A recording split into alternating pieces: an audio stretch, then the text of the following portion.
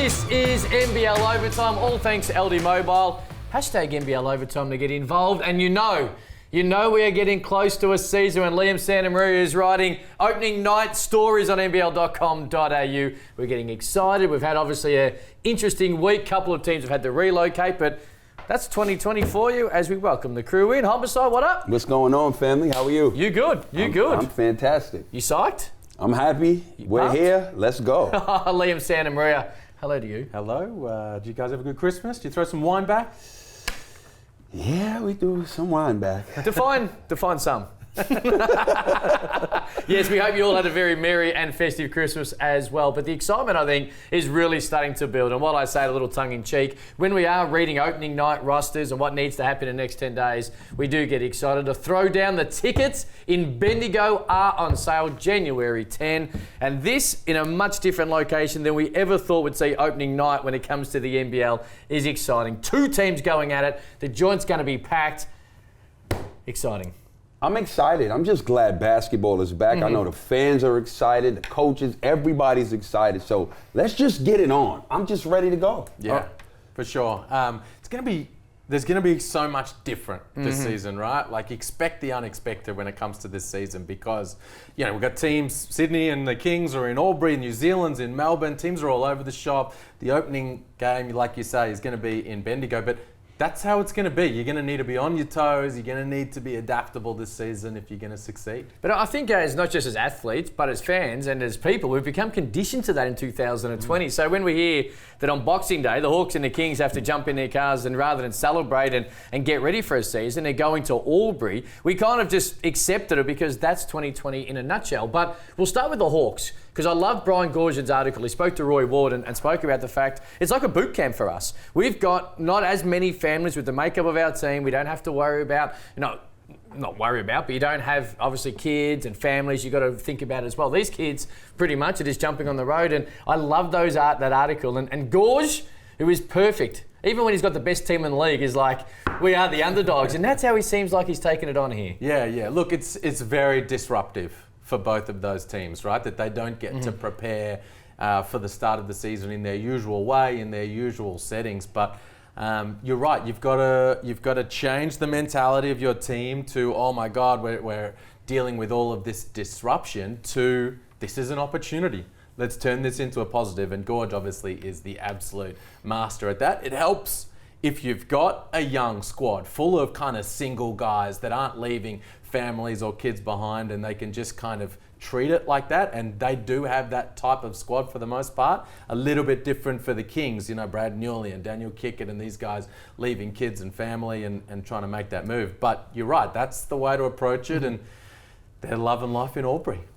I think this year has brought a level of, as you said, uncertainty and the ability or the inability to adjust. And the people that survive and thrive during this time and this season will be the team that can collectively adjust. And this is basically what they're going to have to do. So the cream is going to rise to the top. Whoever can adjust under these conditions will do well. See, I think that 2020 and everything, with the longest off season we've had and everything that's been thrown at everybody, it has kind of diminished how big of a deal this is. Now, it's still a pain in the backside, don't get me wrong, but I think when we've been sitting around waiting for a season, be it, reduce money, if we're going to be able to leave lockdown and quarantine, relocating 2 weeks out before the season doesn't hit home as it would as much in a normal season. We've already seen New Zealand get to Australia a couple of weeks ago, and I like what you wrote in your article. They need a Tasman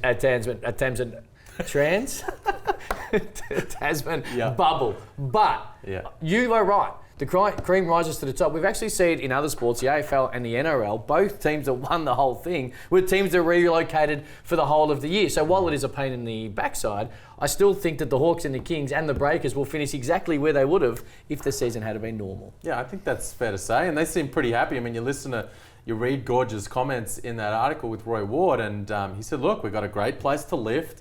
We can get together and do film work at night. I spoke with Breakers guys this morning. They said Dan Shamir, you can bet your bottom dollar.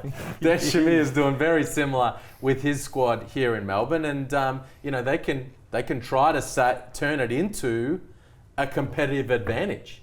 Whereas teams in their home cities at night, everybody goes their separate ways. These teams are eating together. they can come and have another meeting and go through some film work. So if they can turn it into a positive, absolutely. But it was interesting also to read Mitch Jennings in the Illawarra Mercury saying the Hawks, and you would imagine the Kings too, are having these similar conversations. You know, you plan for the worst and you hope for the best. They're planning for an extended time away. They're saying, look, if we have to be here through the start of the season, right down and away from home through into the NBL Cup in February, so be it. 3 months on the road, let's do it. Let's make it a positive and smash our way through it. Because that can work on the side. We fully expect here, and touch wood, of course, that things start to work out in New South Wales and Sydney, but we fully expect them to still play 14 home games, which means if they're jam-packed in the second half of the year, it's when they've been able to work out their roster. We'll get to the Kings injury issue in a minute. If they're able to get going and build momentum with so many home games in the second half of the year, that gives them that almost running start. If they can diminish the damage to the win-loss record on the road, God knows how these two teams are going to be going when the whips are cracking. And we've seen in recent years, the teams playing better later in the year are the ones that have cut the nets. Every different level will require a different level of you. So again, if you are able to handle and weather this storm and take it and look at it as an advantage, and this is an opportunity for us to grow together. Like you said, most people, what they're doing when they're done at night, you go home to your family. It's just us on the road. So it should bring everybody together and they band together. And as a result, you're going to look better on the court because you actually are playing for each other. Now, the bigger issue, as I mentioned, I think for the Sydney Kings is the injury to Xavier Cooks. We spoke about it last week and the Kings announced it on the back of NBL Overtime. The Kings announced it on the back of Xavier Cooks getting hurt. We had no impact on that. None? No. Okay, well, there you go. Before NBL Overtime. The fact is that you named 3 players in the NBL.com.au article. Which way do you think they're leaning? Right, so we talked about Obi-Che, of course, the former Adelaide 36er who is from Sydney, left the team to, look into other interests in the fashion world. His drip is so nice. Ridiculous. Shout out to Obi. Yes, his drip is so crazy. You put him out the league. So look, they obviously thought about him because he'd been with the group and he's a guy that can play that role. Venky Joyce. He's the guy name that always comes up because playing in the NBA G League, and we saw him for Melbourne United, in these types of situations, he's a guy that teams look at. But the guy that seems to be getting the most amount of buzz is Tom Vadanovich, the former New Zealand breaker, MVP of the New Zealand League during the off-season. And this guy can really stroke it. I'm not surprised to see the first clip is him catching and shooting from the corner. Watching him in the NBL NBA games last year, watching him step out from NBA range and knock a couple of down against Memphis, I was very impressed with. Big, strong body, happy to do the grunt work, doesn't need the ball, and does a lot of this, right? Gets on the offensive glass, throws his weight around, but can also step out and stroke it. Made a big error off the court last season, but well and truly trying to put that behind him. And the sense I'm getting is that the Kings are closing in on bringing him in to be their Xavier Cooks replacement. I think that would be a great look. We all make mistakes in life. And what you have to do is just show that you've learned from it. So in his position, for him in off-season to play at a high level, win MVP, he's deserving of this opportunity. And I hope he gets it. We were surprised a little bit that the Breakers didn't pick him up. Of course, Dan Triss, similar position, I guess. It was that you mentioned, of course, what happened last year. Is that the reason he's not at the Breakers, or is it financial? What was the situation there? Because we talk about it as being a good fit for the Kings. He would have been a good fit for the Breakers as well. Yeah, I think so. Yeah, in terms of his skill set, for sure. Obviously, as you say, they went with Dan Triss instead. Dan Shamir is not an easy coach to play for. Now, I mean that because his systems are specific. He wants guys to remember a whole bunch of plays and not mess them up at practice and make sure that they're executing the way it's. Watching him prepare his team over in Memphis, I remember watching the practice session. It was swarming with NBA scouts, and Shamir was like literally, it was like Lindsay Gaze teaching the shuffle. He's like, no, not there. like 2 centimeters over, moving guys to get them in the right spot. So what I'm told is that there was a level of frustration that Vadanovich maybe couldn't execute to that level.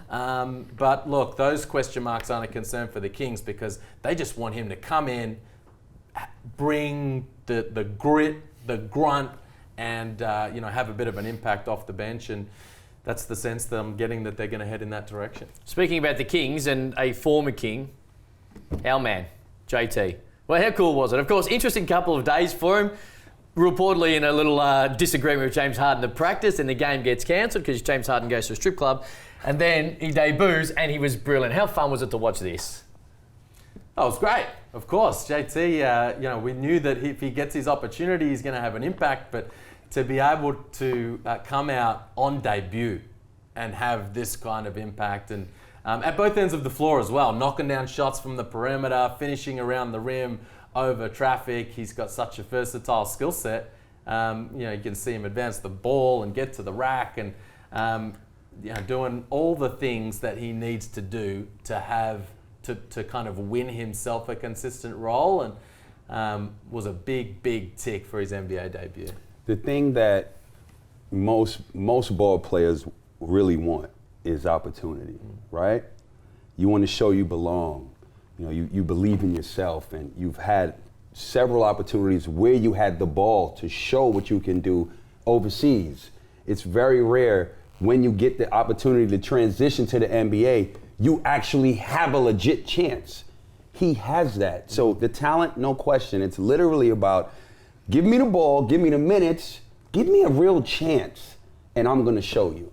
And that's exactly what he did. And like I said, I put it on my social media. I said, any player that killed in the NBL is NBA ready, period. That's just what I stand by and what I know. And we're seeing it. So it's just great for him and for us. And this is another person who's an alumni. He can testify, and we're seeing it. We're in the middle of this. We're watching this league and players that do well transition everywhere and do well. So I'm not surprised, but I'm glad it's happening. I know you've got your eyes all over this type of action and Harden and the Rockets and have a great sense for these types of things. What do you think is going to be best for him in his rookie year? For them not to find a trade partner, and for Harden to play out the year and for JT to play alongside him, or for him to get shipped out of town and things to get shaken up?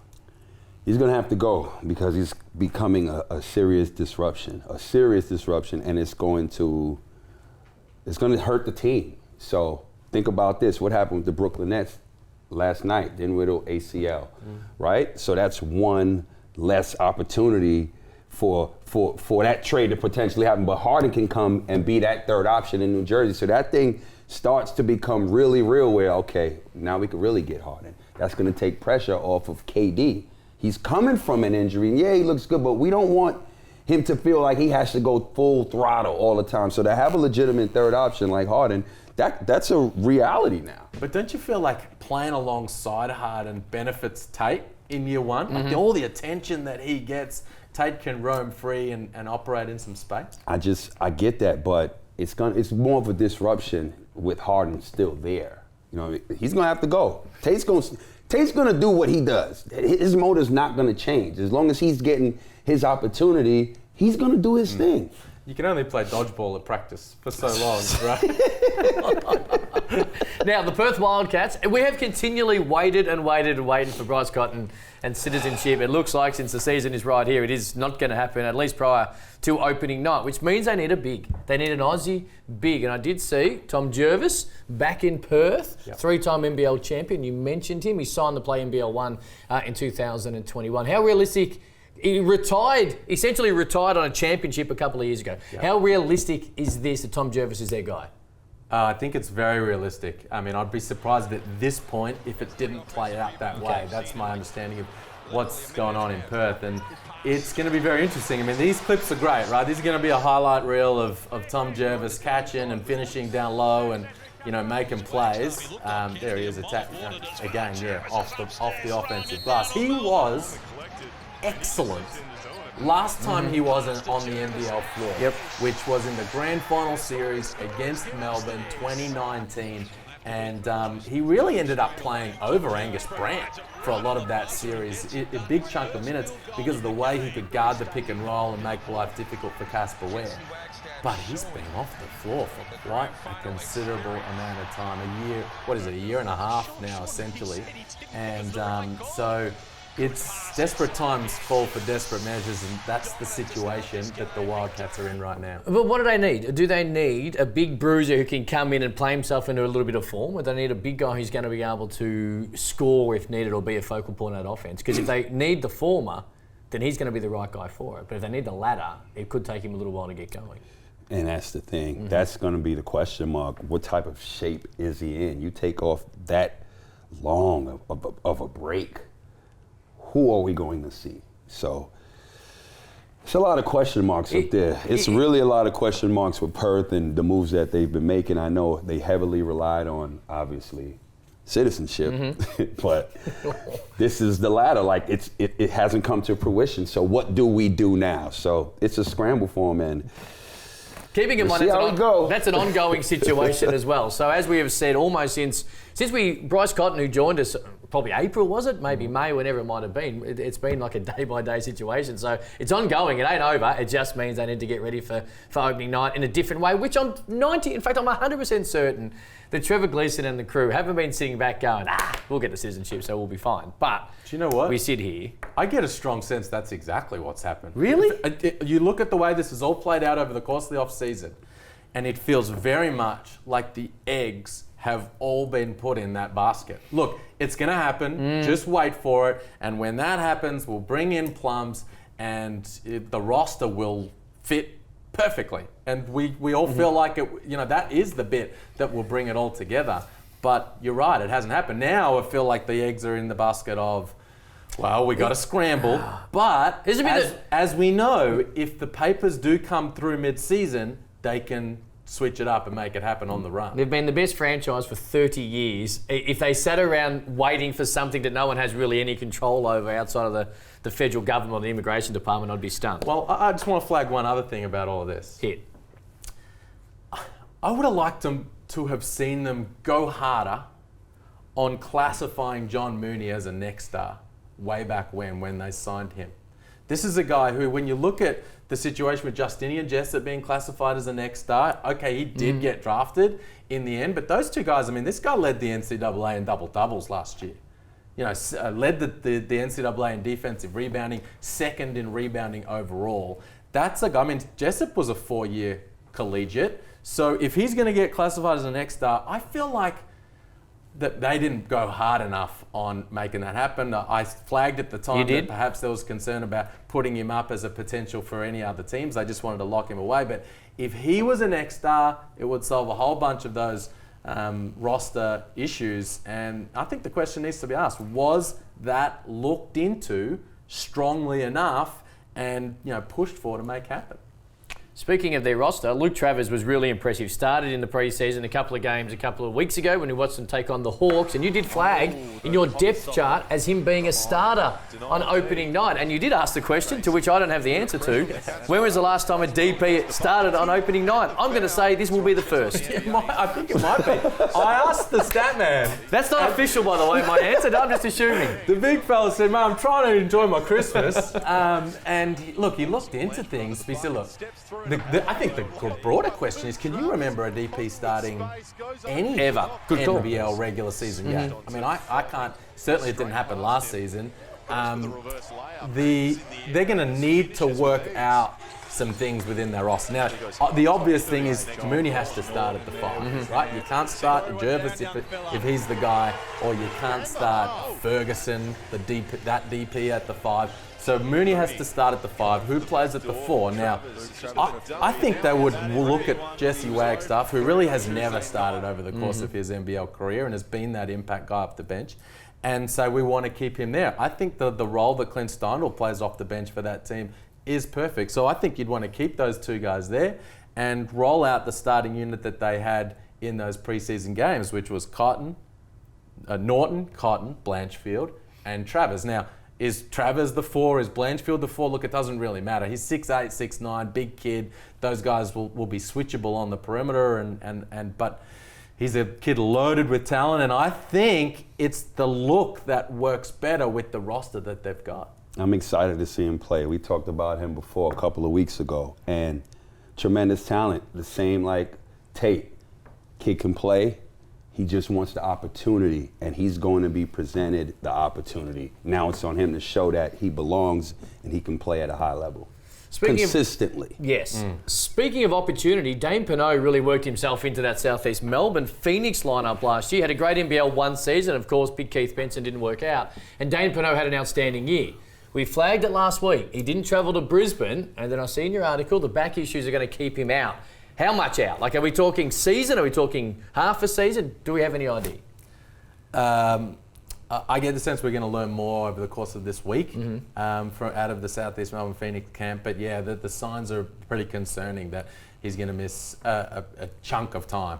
Probably not to the extent like the Xavier Cooks and 3 to 4 months type of thing, but they haven't had him on the floor for a period of time, Southeast Melbourne. And that's an issue for a couple of different reasons. One, to have him ready to go for the start of the season, but also you need some big bodies out there at practice, right? And Yanni Wetzel needs to bang against some big bodies. And the guys need to go up, they need to go up against rim protectors on the practice floor, because when they get out there against Colton Iverson and Jarrell Martin and these types of guys, they need to be ready. So they're going to need to do some moving and shaking. And yeah, I get the sense Dane Penneau's not going to be ready for opening night. That's unfortunate because of the year that he just came off of. We were all high on him. We were all proud to see him get that opportunity and do well. And we all wanted to see next season, you see the transition and the growth continue. And, it's unfortunate right now, the injury, because, the back's no joke. He did exactly what you do a lot, not just on this show, but on your social media as well, taking opportunities when they're presented and taking them as far. And he did that last year.